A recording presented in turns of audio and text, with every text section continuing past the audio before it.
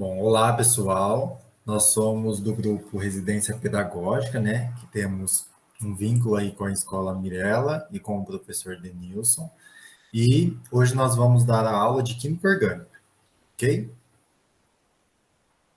Então, qual é a competência e a habilidade que a gente precisa ali alcançar, que seria a finalidade dessa aula? Então, nós queremos que vocês saibam analisar e classificar as fórmulas e estruturas das aminas, dos compostos ali orgânicos, que são elas as aminas, as amidas, os ácidos carboxílicos, ésteres, éteres, aldeídos, cetonas, álcoois, gliceróis e também as suas funções, certo? Ok. Então, a gente dividiu essa aula em três tópicos super importantes para que vocês possam adquirir esse conhecimento. Então, o primeiro seria os postulados de Kekulé. Nós vamos explicar um pouquinho sobre esse conceito aí e histórico até chegar em todas as definições que nós temos hoje. O segundo são as classificações de cadeias carbônicas, ou seja, vocês vão aprender a classificar todas as cadeias ali carbônicas. E por último, o reconhecimento das funções oxigenadas, ou seja, vocês vão aprender como vocês podem reconhecer as funções orgânicas. E aí temos cada função uma especificação que vocês vão conseguir aprender nesta aula. Bom, então, como eu falei, para a gente poder estudar a química orgânica, lá no passado tiveram N cientistas que foram desenvolvendo teorias e estudando cada vez mais para que tivesse as definições que nós temos hoje, certo? Então, a química orgânica, anteriormente, lá nas primeiras décadas do século XIX, muitos cientistas eles acabavam acreditando que esses compostos orgânicos eles eram obtidos a partir de organismos vivos, como os vegetais e os animais, certo? E por que eles acreditavam nisso? Porque desde a antiguidade, essas pessoas elas retiravam corantes das plantas e aí eles utilizavam desses corantes para atingir as suas roupas ou também preparar algumas bebidas, né? Que no caso seria a partir de fermentação de uvas. E isso era muito utilizado nesta época.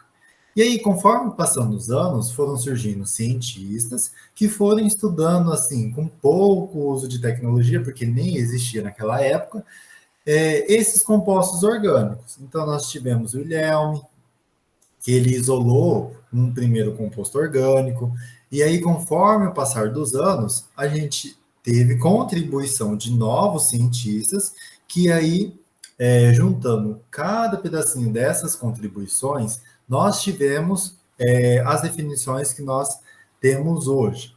Então, por exemplo, o Euler, né, ele foi o primeiro cientista que conseguiu sintetizar um composto orgânico, que seria ali a ureia.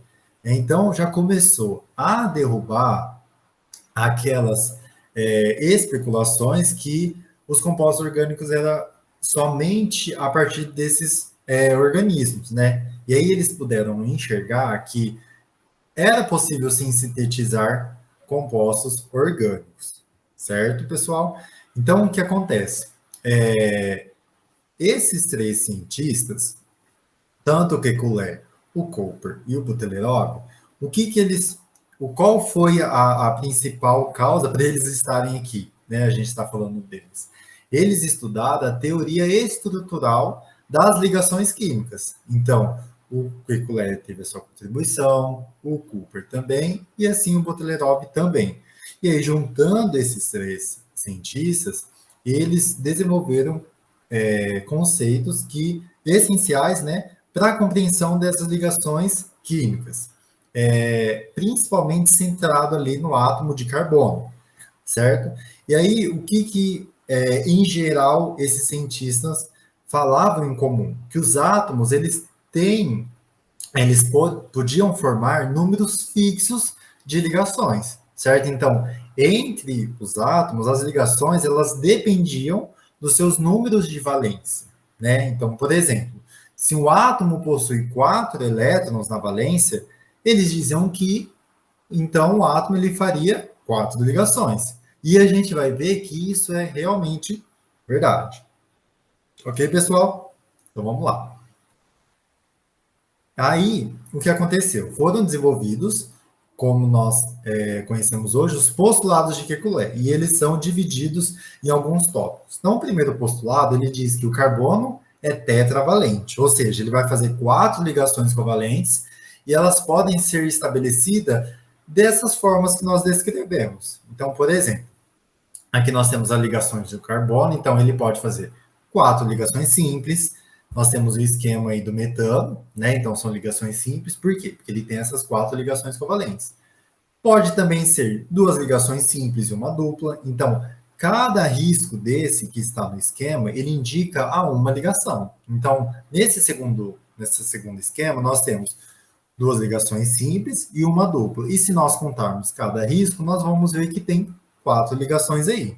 E aí completa aquilo que os cientistas desenvolveram. Nós podemos ter também uma ligação simples e uma ligação tripla, e também podemos ter 2 ligações duplas. Se vocês pararem e observarem cada risco de cada esquema, vai completar aquilo que os cientistas conseguiram desenvolver, certo? E aí, mais à direita, nós temos os exemplos, né, de fórmulas estruturais e moleculares aí, de cada composto. Então, ali, um composto que só tem ligações simples, nós temos o metano. Ali que apresenta uma ligação dupla, nós temos o eteno. Uma que tem uma ligação tripla, a gente tem o acetileno. E um composto que tem 2 ligações duplas, nós temos o propadieno, certo? O segundo postulado, o que ele contemplava? Que as 4 ligações simples do carbono, elas são iguais, ou seja, tanto em comprimento, ou seja, de distância de um átomo para o outro, como também de energia. Então, a gente pegou o cloroformo, um exemplo, certo? Então, o que está circulado aí, pessoal? É os átomos de hidrogênio. Então, o que vocês podem observar é que o átomo de hidrogênio e os de cloro, eles estão em posições diferentes. Porém, todas essas estruturas, com as posições do hidrogênio e do cloro variadas, elas vão possuir os mesmos comprimentos e as mesmas energias. Então, independente da localização do átomo, ela vai apresentar a mesma energia e o mesmo comprimento. Terceiro postulado. Então, eles falavam que o carbono ele é capaz de formar cadeias. E isso é extremamente importante, porque quando a gente entra lá nos compostos inorgânicos, a gente consegue observar que os compostos inorgânicos eles não apresentam essa capacidade de formar cadeias. Então, este é um exemplo clássico que a gente vai poder enxergar conforme formos estudando os compostos orgânicos, que eles formam cadeias, ou seja, são essas ligações sucessivas entre carbono e outro, certo? Então essas ligações elas podem conter uma infinidade de ligações de carbono, certo? Então nós temos aí esse exemplo, esse primeiro exemplo, um carbono ligado ao outro, e nesse segundo exemplo nós também temos essa ligação de carbonos, né, sucessivos, com entre colchetes esse N, ou seja, ele está representando que tem uma infinidade de ligações entre carbonos ali, dessa mesma molécula, certo? Ok, então, pode ir já. Assim, a classificação de carbonos ela foi um dos estudos conclusivos gerados a partir dos postulados de Kekulé que o Bruno apresentou para vocês, onde aqui eles classificaram o carbono de acordo com as suas ligações a outros carbonos. Sendo assim, eles foram classificados como sendo carbono primário, os carbonos ligados a apenas um outro átomo de carbono. Vocês podem perceber através desse exemplo demonstrado nessa molécula de etano, onde cada carbono fazem 3 ligações com hidrogênio e uma ligação com carbono, completando as suas 4 ligações necessárias, sendo assim os dois vão ser primários. Já os carbonos secundários, eles são aqueles onde o átomo de carbono está ligado a mais 2 átomos de carbono, como demonstrado nos exemplos abaixo. Nesse primeiro caso, do propano, o carbono do meio está ligado a 2 átomos de carbono e 2 hidrogênios para completar as 4 ligações. Sendo assim, ele é classificado como carbono secundário. Já os carbonos das pontas, que seriam esses aqui, esse e esse, cada um está ligado a 3 hidrogênios e a um átomo de carbono, completando as 4 ligações. Sendo assim, como só está ligado a um carbono, então eles são primários. Porém, nesse outro exemplo do ciclo propano, todos os carbonos eles são secundários, porque eles estão fazendo 2 ligações com outros 2 carbonos. E para completar suas ligações necessárias, eles fazem mais 2 ligações com hidrogênios. Há também a classificação de carbono terciário, onde o átomo de carbono ele precisa estar ligado a mais 3 átomos de carbono. Com isso, nesse exemplo do isopentano, existe um carbono terciário, que é o do meio, que está ligado a mais 3 átomos de carbono, que seria este daqui, e mais um átomo de hidrogênio. O carbono ao lado, que é o carbono secundário, este daqui, porque ele está ligado a mais 2 átomos de carbono e mais 2 hidrogênios, e os carbonos das pontas, que seria esse e esse, porque eles estão ligados a um átomo de carbono e 3 átomos de hidrogênio, onde todos, com as suas devidas ligações, completam as 4 ligações necessárias do carbono. Como o carbono ele faz 4 ligações, também existe a classificação de carbono quaternário, onde o carbono precisa estar ligado a mais 4 átomos de carbono, sendo assim, nesse primeiro exemplo, o 2,2 dimetilpropano. Se a gente for analisar o carbono do meio, que é quaternário, porque ele está ligado a mais 4 átomos de carbono, completando as suas ligações, e os carbonos das pontas, esse e esse, eles são carbonos primários, porque eles fazem 3 ligações com hidrogênios e apenas uma ligação com átomo de carbono. Já no segundo exemplo, 1,1 dimetilciclobutano, o carbono do meio que está fazendo 4 ligações com carbono, então ele é quaternário. Os outros ao redor estão fazendo apenas 2 ligações com carbonos, que seria esse e esse. Então, eles são secundários, e o carbono das 2 pontas, esse e esse, eles são primários porque estão fazendo apenas uma ligação com carbono. Ainda dentro da classificação das cadeias carbônicas, a gente vai falar um pouco sobre o fato delas serem abertas ou serem cíclicas, né? Então, quanto ao tipo de ligação que tem também dentro dessas cadeias abertas ou cíclicas. As cadeias abertas, né? Elas são o oposto das cadeias cíclicas. Então, nas cadeias cíclicas, existe uma série de átomos de carbonos, né? Que são conectados, formando um ciclo ou um anel, que é o caso do ciclo propano e do 1-ciclobuteno, que está aí no exemplo, aí no slide. E dentro dessas cadeias abertas ou cíclicas, né? A gente pode considerar elas como saturadas ou insaturadas.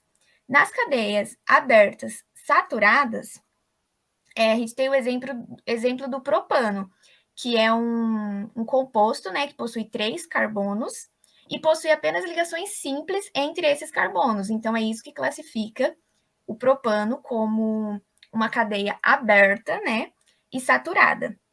E o ciclopropano também, que não possui ligações duplas ou triplas, apenas ligações simples. A diferença do propano e para o ciclopropano é que os carbonos estão organizados um ao lado do outro, né?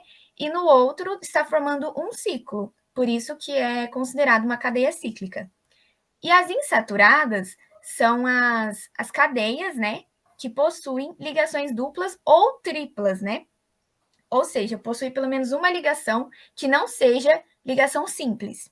Aí a gente tem o caso do 1-propeno, que é uma cadeia aberta, insaturada, e o 1-ciclobuteno, que é uma cadeia cíclica insaturada.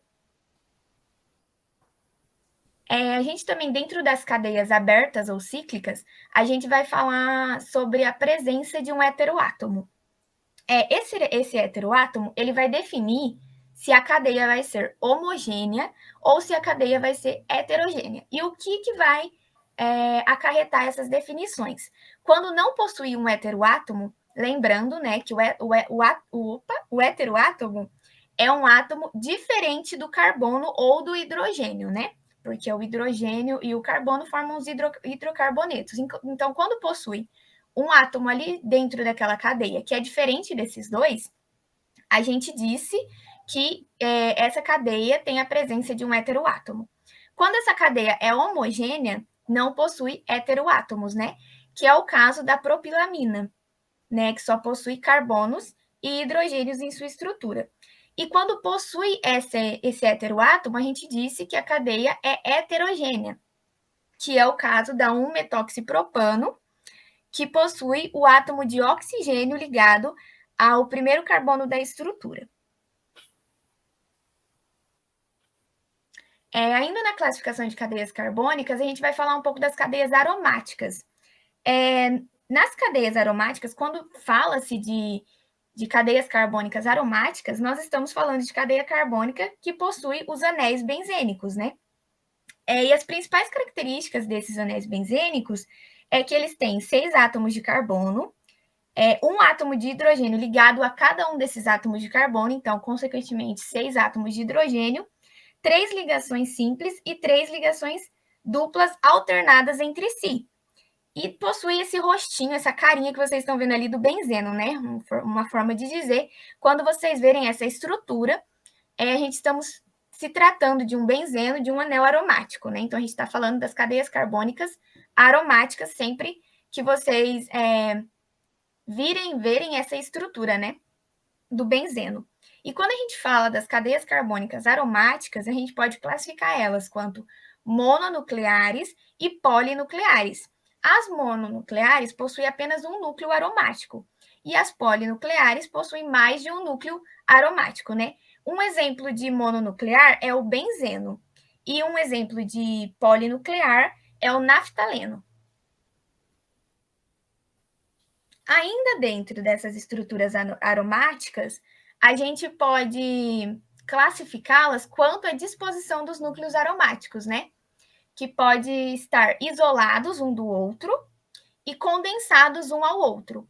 Então, quando a gente se trata de isolados e polinucleares, os núcleos aromáticos, eles não possuem átomos de carbono comum. Então, eles não estão condensados, os núcleos dos anéis aromáticos. Ou seja, eles estão separados ou por um átomo, né, um elemento, ou por um grupo funcional. No caso da benzofenona, eles estão separados pelo grupo funcional cetona. E quando eles estão condensados, eles possuem mais de um núcleo. Quando são polinucleares condensados, possuem mais de um núcleo aromático, né? Porque são polinucleares, e estão condensados. Então, eles estão unidos entre si e eles compartilham carbonos, ou seja, existem alguns carbonos na estrutura que fazem parte tanto de um anel benzênico quanto do outro. Então, eles têm alguns carbonos em comum. E isso define eles como condensados. Bom, pessoal, entrando no terceiro tópico, perdão, quanto ao reconhecimento de funções oxigenadas. Então, vamos ver um pouco dessa definição.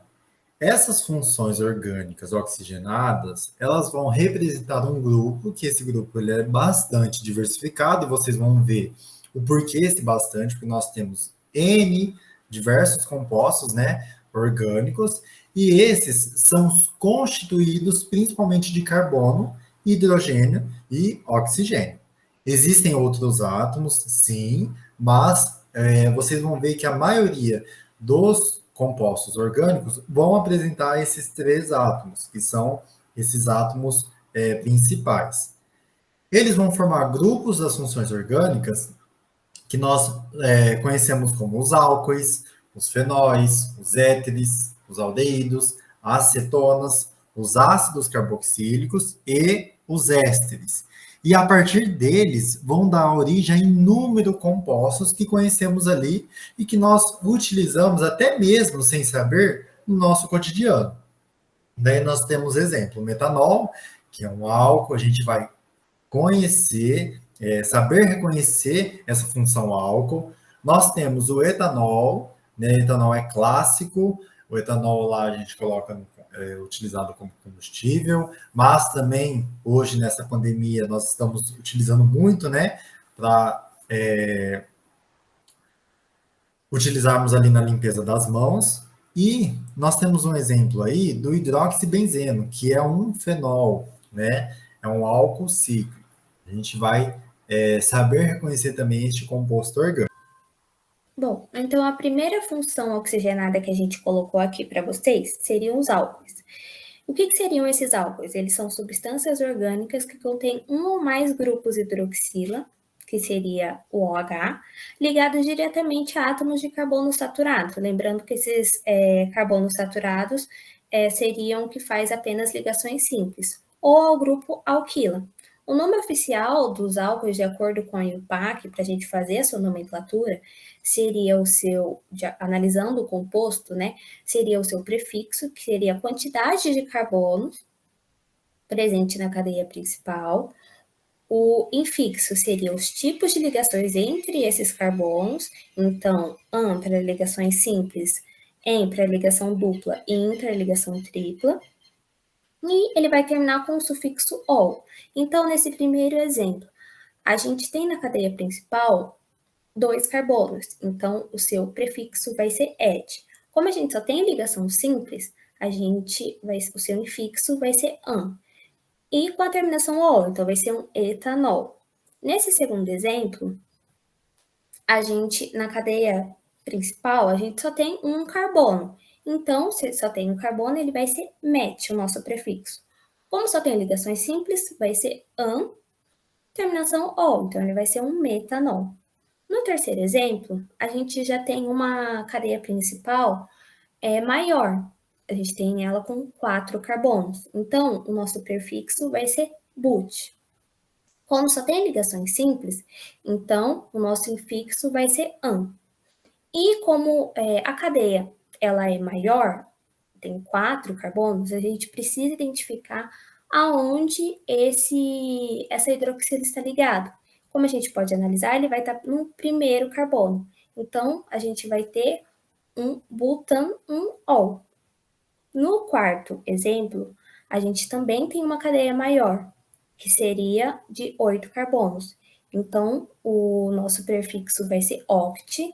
Como só tem ligações simples, an, o nosso infixo, e identificando aonde essa hidroxila está ligada, ela está ligada ao terceiro carbono. Então, 3-ol. Então, nosso quarto exemplo, vai ficar o octan 3-ol. E aqui ao lado a gente colocou as principais fontes e aplicações do álcool, que a gente colocou como exemplo foi o metanol, que seria um solvente, e o etanol, que é utilizado como solvente e combustível. Bom, quando a gente vai tratar da função oxigenada dos fenóis, né, a gente nota, né, que essa função orgânica ela está relacionada aos anéis benzênicos que a gente já estudou anteriormente. Então, os fenóis eles são compostos orgânicos que possuem o grupo hidroxila. O grupo hidroxila é o grupo OH, né, ligado a um carbono que pertence ao anel aromático, que é o anel benzênico que a gente viu anteriormente. E aqui a gente possui alguns exemplos, que é o fenol, que tem o grupo OH ligado em um dos carbonos do anel aromático, né? E temos o naftaleno 2-ol. O naftaleno 2-ol, ele já é um polinuclear, né? Porque ele possui dois núcleos, né? E um carbono em comum entre os núcleos. E ali nesse caso, o OH, ele está no carbono número 2, porque começa enumerando o carbono quanto às ligações duplas, né? Enfim, as principais fontes e aplicações dos fenóis no cotidiano é em bactericidas, em fungicidas, em medicamentos e em desinfetantes. Dando continuidade, pessoal, ao reconhecimento das funções oxigenadas, nós temos aí o terceiro exemplo, os ésteres, né? Existe uma diferença, nós vamos ver mais adiante, dos ésteres para os éteres que nós estamos vendo agora. Então, os éteres, eles são compostos orgânicos que vão possuir pelo menos, né, aí neste caso, um átomo de oxigênio entre dois átomos de carbono. Então, observamos C, simples O, simples C. Vai existir um composto, né, uma outra função oxigenada, que nós vamos observar que tem uma C dupla O, e aí, dependendo de qual função, a gente pode ter outro átomo aí. Então, mas neste caso, os éteres é C, simples O, simples C. E aí ele é classificado como um heteroátomo, como nós já vimos anteriormente. Então, a nomenclatura. Como que nós nomeamos este composto? Então, nós vamos observar, a partir do heteroátomo, observando a estrutura tanto pela direita como pela esquerda, qual é o grupo menor, certo? E nós vamos analisar aí nos exemplos. E aí a gente vai juntar o OX, depois nós vamos, se existe um grupo menor, vai existir um grupo maior. Porém, pode existir igualmente para os dois lados, certo? Mais o infixo, que a gente vai ver se esse composto ele vai ter alguma saturação, e a terminação O, certo? Então vamos analisar. Primeiro aí nós temos o metox etano. Então, MET, que é apenas uma ligação, então nós estamos vendo aí do lado esquerdo, só existe um carbono, certo? E o lado direito, depois do oxigênio, nós temos dois carbonos. Então, o carbono ligado ao átomo de oxigênio, e neste carbono existe mais uma ligação de carbono, né, um CH3. Então, primeiro vem o menor, o grupo menor, que é o MET, então metox, a gente junta com o ox, então MET, ox, metox, e depois o grupo maior, que no caso, duas ligações de carbono é ET. Então, a gente completa com não existe insaturação, certo? Então, AN e a terminação O. Então, metox, etano, certo? No segundo exemplo abaixo desse, nós temos também do lado esquerdo apenas um carbono, então MET, certo? E do lado direito nós temos quatro ligações de carbono. Então, após o oxigênio, nós temos um, dois, três, quatro, certo? E aí nós temos para quatro ligações de carbono, but. Então, aí necessariamente a gente precisa indicar aonde está essa primeira ligação. Então, no carbono 1 tem o metox e o grupo maior seria o butano. Também nós não temos saturação, certo? Então, por isso, o infixo aí é AN. E no terceiro exemplo, nós temos também, analisando aí o heteroátomo oxigênio, nós temos do lado direito, do lado esquerdo, perdão, do lado direito mesmo. A ligação carbono-carbono, então essa seta indica na ponta do lado direito que existe um carbono ali, ele só não está representado, então o grupo menor é ET, porque é dois carbonos, então etox, e no lado esquerdo nós temos três carbonos, certo? Então aí um carbono está representado, só que existe uma seta mais outra seta, um risco mais outro risco. Então, cada ponta deste risco representa um carbono, certo? Então, a gente tem um que está representado, dois abaixo e três ali na pontinha, certo? Então, são três. Então, para três carbonos, nós temos o prop. Não existe saturação, então o infixo é AN e a terminação O. Então, fica 1 etox propano. Aí, essas principais fontes, né, que nós podemos encontrar os éteres, nós utilizamos em solventes, né? Esses solventes geralmente são os óleos. Existe também na fabricação de seda artificial.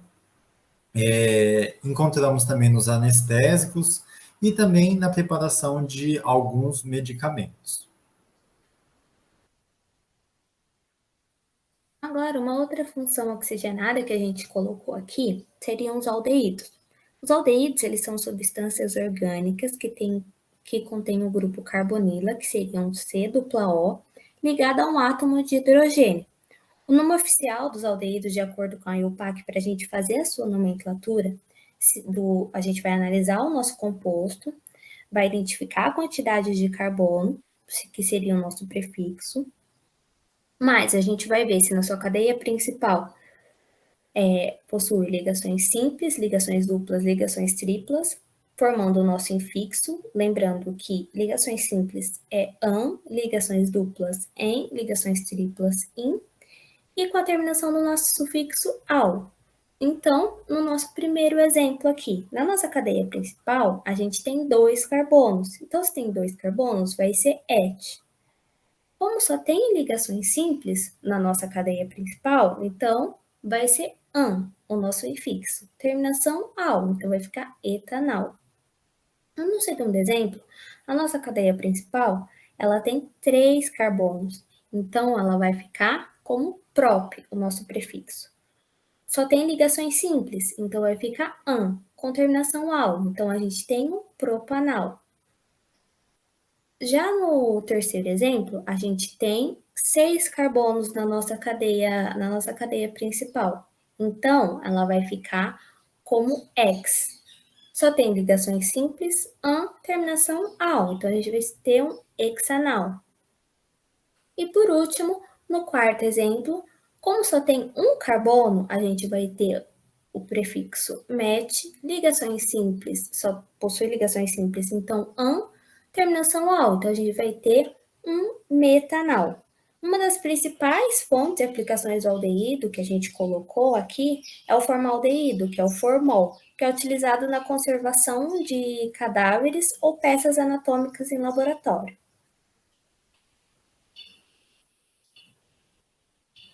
Bom, a próxima função orgânica que a gente vai estudar são as cetonas. As cetonas é bem fácil de ser reconhecida, né? Porque são os compostos orgânicos que possuem o grupo carbonila, que é o grupo carbono dupla O, ligado entre 2 outros átomos de carbono. Então, é o grupo carbonila, né? Ligado entre 2 átomos de carbono que vai definir a função cetona. A nomenclatura dessas cetonas vai de acordo com o número de carbono, né? Mais o tipo de ligação, se é uma ligação simples, se é uma ligação dupla ou se é uma ligação tripla, mais o sufixo ona. Então, aqui a gente colocou 3 exemplos, né? O primeiro exemplo é a propanona, que tem 3 carbonos, né? Então, o prop. Não tem saturações, então, entre carbonos, né? Então, an. E o sufixo ona no final. Então, fica propanona, mais conhecida como acetona. No segundo exemplo, a gente possui uma estrutura com 5 carbonos. Então, fica pente, né?